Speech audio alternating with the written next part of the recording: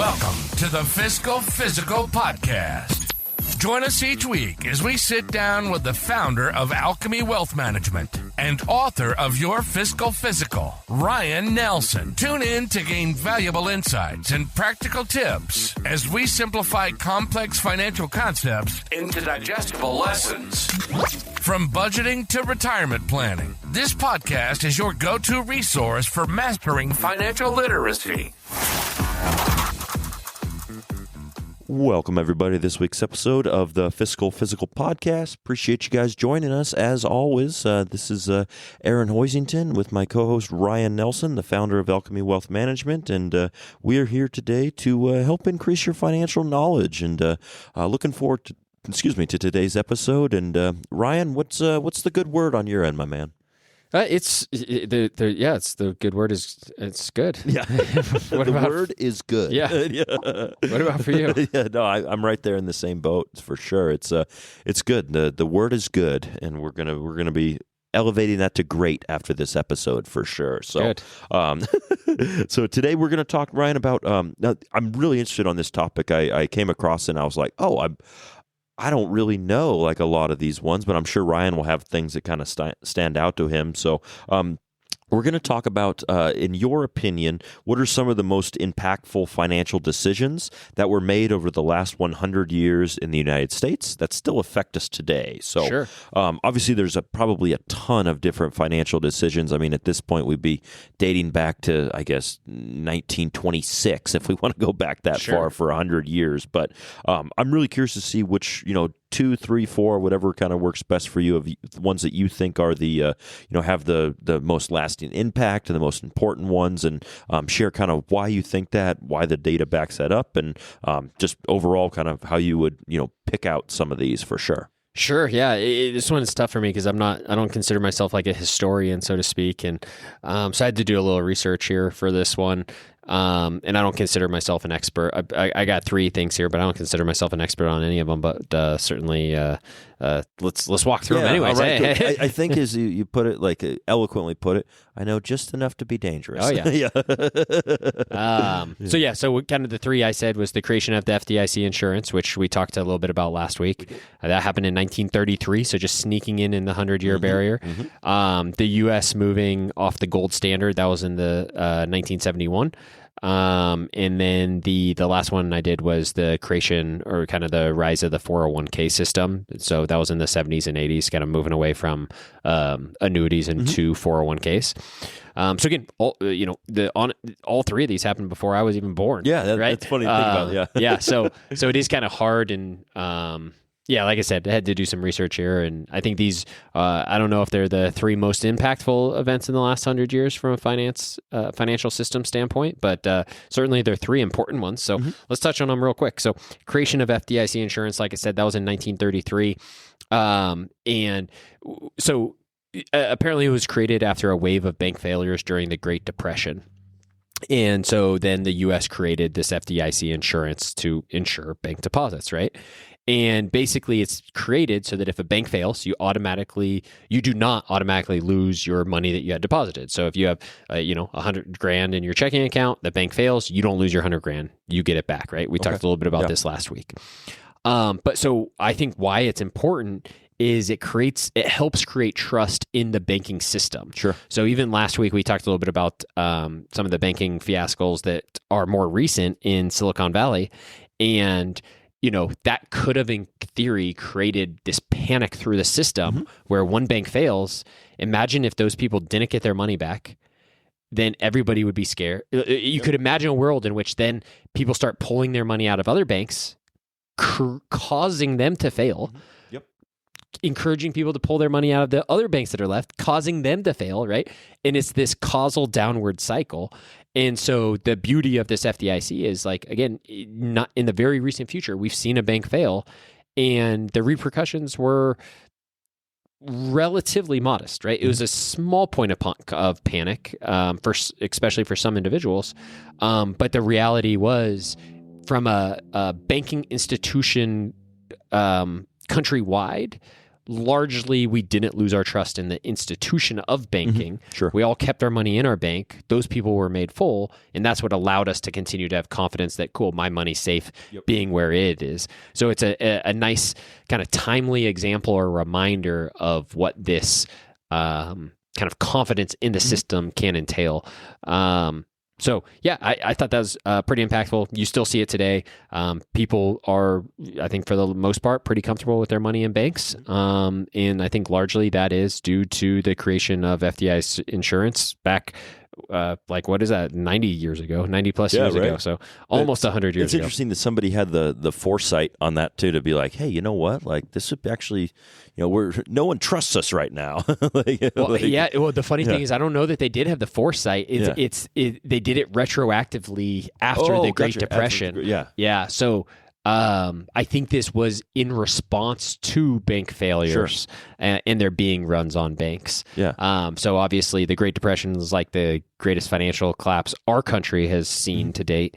And so this, I think this largely was in some ways a response to pieces of that. Okay. And it's interesting it's held up over, like it ended up like working to where we still use it today, 90 years later, that it still kind of creates that sense of peace. And it's kind of, sometimes you're like, wow, that really served its purpose, and it still continues to. I think is always interesting to see, like how many things that are 90 years old or whatever were come up with, like still hold true. Like today, it's probably not too many. Right. And it seems to, at least as far as I can tell, accomplish its job pretty well. I would think so. Yeah. So number 2 that I talked about, or that I want to talk about, is the U.S. moving off of the gold standard. So again, that was in 1971. This one's interesting to me. It's kind of a controversial topic. Some people swear that this was amazing for our country. Some people swear that this was terrible for our country. And these can be really smart people that disagree on this. Really? Okay. So it's kind of interesting. I don't know that I don't think it is good or bad. I think it, like most things, it just had pros and had cons. So something kind of interesting to think about. But so basically, before the 70s, there would be a direct tie between dollars created in the U.S. and our gold reserves. And so if we wanted to create more dollars, we'd have to get more gold into our reserves. After this, it became what's known as a fiat currency, which is common for most currencies now. But so it's not tied to the set amount of gold.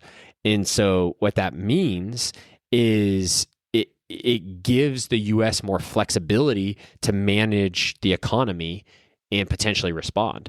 So if you think about the Federal Reserve, people sometimes talk about like the Federal Reserve printing money or taking certain steps, right? And the Federal Reserve wouldn't necessarily have that level of flexibility if it was still tied to gold, if we were still beholden to the gold standard.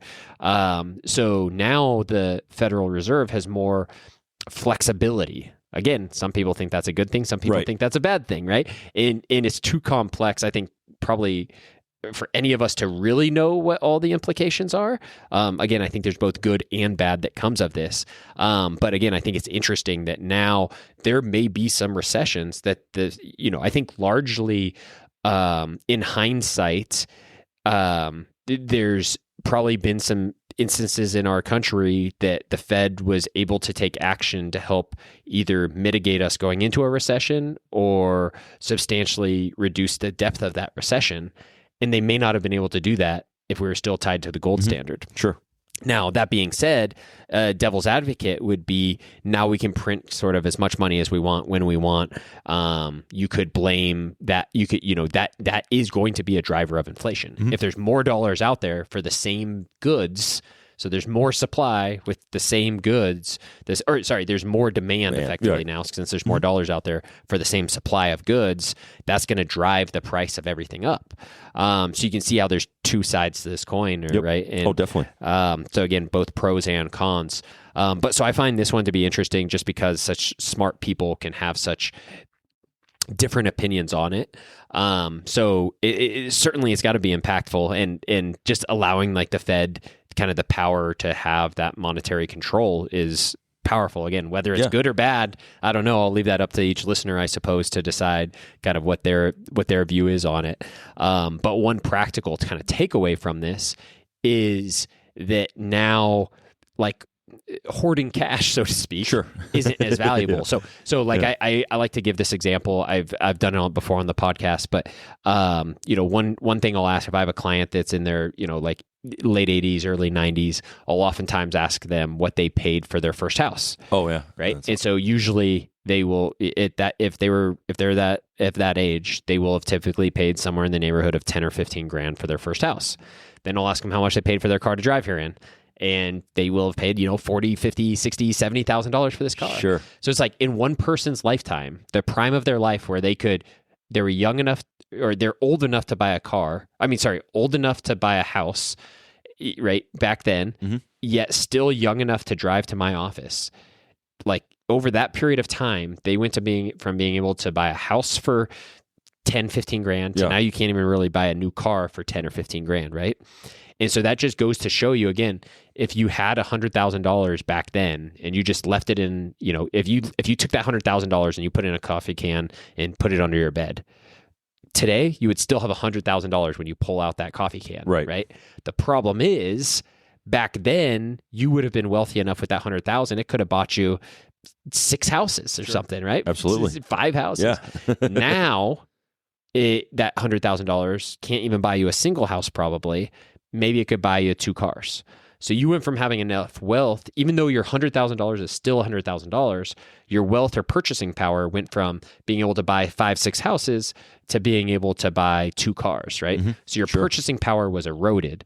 And so I think one implication of moving off the gold standard is it's probably more evident that purchasing power of holding cash will get eroded. And so saving your way to retirement is probably a fool's errand.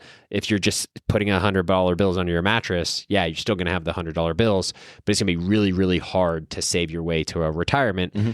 And almost the only way to accomplish it now, that in my mind, is to invest your way to retirement. Right. Yep. So yeah, interesting. Yeah, very interesting to think about that. That's a really funny, like you think about like I bought my first house for $15,000, but I spent $30,000 on this car that I'm driving. Like just think about time and age and like how things have changed, if you will, there too. Well, so what's interesting is like now you start to apply this to your world, to our worlds. Uh-huh. So it's like, man, let's say I bought my first house for $350,000 or something, right? Now you start to think like, oh, what will the price of cars be when I'm in my 90s? Sure, yeah. Well, would it be unreasonable to think that the cars might cost more than $350, $400, $500? Could it be $1 million for a car at that point in time? Our minds can't really wrap around that. It'd be like, no, there's no way cars are going to cost $1 million when we're in our 90s. It's like, I don't know. Yeah. Another 60 years worth of inflation, depending on what inflation rates are, like, it could be. Sure. I don't know that it will be, but it could be. So kind of interesting. Just to think about, and it's so hard for us to wrap our minds around compounding, both when it comes to compounding interest, and really inflation is just an example of compounding interest. But the third and final thing that I wanted to bring up was the rise of the 401k system. So this one hits a little closer to home. This was, like I said, in the 70s and 80s, one I'm personally a little more familiar with. But kind of these two things, the rise of 401k system kind of goes hands in hand with the fall of pensions, right? Yeah, which we've covered on previous episodes too, which I think those are super interesting just in general. Yep, me too. And so it kind of changed the way that U.S. citizens retire. It went away from us relying on our companies to be responsible for retiring us to us now individually being responsible for our own retirement. So like fundamentally, I mean, that's a huge change and impact on just the way our financial system, right? Right. So this one is probably, at least, I don't know, I think it might be have the biggest implication. But just that shift from the being reliant on the company to being reliant on us. And so what that means is, now we have to be more prudent. Somebody else isn't taking care of this for us. We have to take care of this for ourselves. So we have to be more prudent. When we started working at a company before, they would start basically kind of withholding some of our pay from our very first paycheck, whether we were 18, 19, 20 years old. Now, nobody's doing that for you automatically. You have to take your own self-discipline to do it yourself. Right. Now, the cool thing is, you get to choose exactly how much you save, how you invest it, right? You have more control. So I think it's actually a net positive for the consumer, but only if they have the discipline and the knowledge to make to make the right decisions, right? So again, either way, just a huge difference. But I think as long as you're making smart decision, if you're the type of person that listens to a financial podcast like this called your Fiscal Physical or the Fiscal Physical podcast, then you're probably in the demographic of people who having a 401k is actually better for you, right? But we also probably can all relate to somebody else who is not taking the right or appropriate steps. And it's like, man, if they had a pension, kind of the forced savings, they'd be in a better spot. But yeah, so I think overall, for me, the FDIC, the creation of FDIC insurance, leaving the gold standard in that shift from pensions to 401ks were sort of my top three. I'm sure there's plenty of others I didn't think about or know about, or my research didn't didn't cross the table during my research session, but those are three impactful ones. I think so, and it's interesting to think about like the last two that you mentioned, like the rise of the 401k, move away from the gold standards. How those are kind of like debated on like, was this good? Yeah. Was this like, and you could probably, like I said, go either way on those things. But like I feel like, at least from my limited knowledge of this with last week's podcast and now this one here too, I feel like the FDIC insurance is pretty well like established that was a relatively good thing, that we're like I don't know if there's a lot of debate on like, oh, that's a terrible thing, we should get rid of that. I haven't heard that myself, like of like we need to get rid of FDIC insurance. Like I don't know as though that's a topic that gets brought up a lot, but it is interesting to I love the way you put it. Like, it's not necessarily a good thing, not necessarily a bad thing. Like when it comes to these things, you see both sides of each coin. It just kind of depends on what you want to do, whether it be the 401k or having the Fed have more power. Is that good? I don't know. But it is always it's always unique whenever there's two sides, and you can people smarter than us can make like those arguments. Like it's always that's what makes a topic interesting to me, I think, for sure. So yeah. As far as FDIC insurance goes, I just did a quick Google on this as well, and it made me think of something else. So like when I did this, so it says FDIC insurance negative center on the moral hazard it creates. Which, interesting enough, there's a lot of talk around moral hazard and stuff around 2008 and the 2008 housing crash and stuff, and that reminded me of when the topics came up a couple of years ago around the San Francisco bank failing. There was some talk around moral hazard, and I suppose one negative of FDIC insurance would be that these banks are on the hook for the funds if they go under. And so it allows them to take maybe risks that they shouldn't be taking. But if they do, the FDIC steps in, kind of makes it whole. And so now the government is taking the risk for these individual corporations, but the government doesn't get the returns. So this bank can step in, take all this risk, get all this return. If it backfires on them, they're not on the hook for the risk. The FDIC is. So I guess it does pose some ethical dilemmas there, I suppose. So I guess I largely agree with you. I think like in general, I don't hear too many people complaining about FDIC insurance. Largely, I think it's done a really good job of creating that trust in our banking system. So I think it does a pretty good job. But I do think, like to emphasize your point, even all of these things I think have both pros and cons. And I'm sure there's somebody out there who thinks FDIC insurance is the worst thing for, our country, and because of things like moral hazard, and they probably have some really good points. There's just different pros and cons to all of this stuff. Makes sense. Two sides of every coin, if you will. So awesome, Ryan. Well, I learned something today for sure, and we're going to go ahead and take a quick pause. We'll be back on the other side of this with some personal section, and everybody hang tight. And now, to put the personal in personal finance. Welcome back, everybody. This side of the Fiscal Physical podcast. Ryan Nelson, I got a question for you. And this is, I'm really interested to hear your answer on this, because I consider you a pretty organized fellow just in general.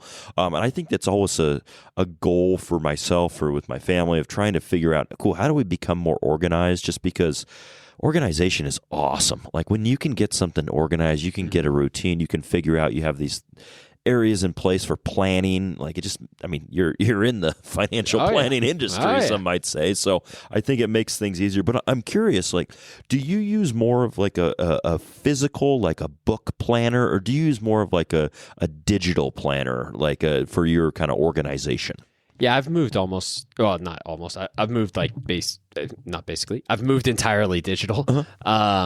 And yeah, I find that's easier for me, just being able to have, the same calendar on my laptop, on my cell phone. Sure. I like the fact that, my laptop, for instance, is very secure. If I was to lose my laptop or drop it in a river or lake, or somehow it got ran over by a car, I could go get another laptop tomorrow, be up and running, have my calendar. I wouldn't have lost anything. Right. That's a big piece. The device is just a way to access the calendar, as opposed to being the calendar. Whereas if you have like a physical calendar, a hard copy calendar, and you lose it, you've just lost it. Right. Sure. That being said, like all through college and stuff, I always used a physical calendar. Obviously, I guess probably digital wasn't as useful. Wasn't as advanced at that point, but yeah, everything I do now is digital. I like the redundancy of it and how I can access it anywhere, anytime, however I need to. So that's my organization method. What about you? Yeah, no, you make a really good point, because I think about like growing up like in high school and stuff too. Like I had like a planner, like a course or a class planner, and I'd write my stuff in it, and it was all purely physical with that too.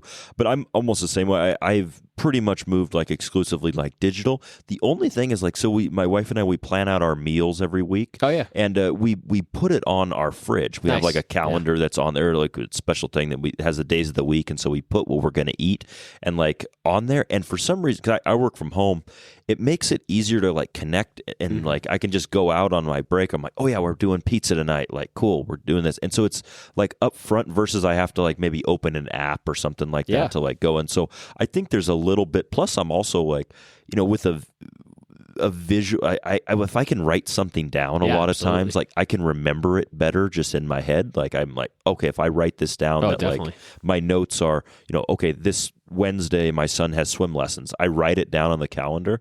I'm much more apt to remember that versus I type it in and like send it off to something I might pull up, like, what am I doing today kind of thing too. So I think that's the only.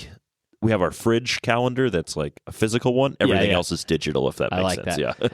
and I think that's a good like analogy that we could all probably benefit from. And it seems to me like the fridge calendar being physical isn't the efficiency, or like it would probably still be more efficient for that to be in a digital form. Yep. The beautiful thing is that it's like in front of it's like on, it's where you need it. Yep, exactly. Right? Yeah. So like you don't need to know what your fridge calendar is like in the bathroom. Sure, or, exactly. Or at work. So it's like in the place you need it. It's really accessible to you in the place you need it. And so you've created a system that gives you the information you need when you need it, which makes a ton of sense to me. Exactly. Yep. So I think there's a little bit of balance in between those two. But now you just got to get the you've seen those like smart fridges, right? That have like computer screens on it. Yeah. Oh yeah, definitely. I think that there's a whole bunch of different options of like, oh, do we just like invest in this? And I'm like, all right, like let's no, I got some other things I got to do first before I drop a few bones on those. So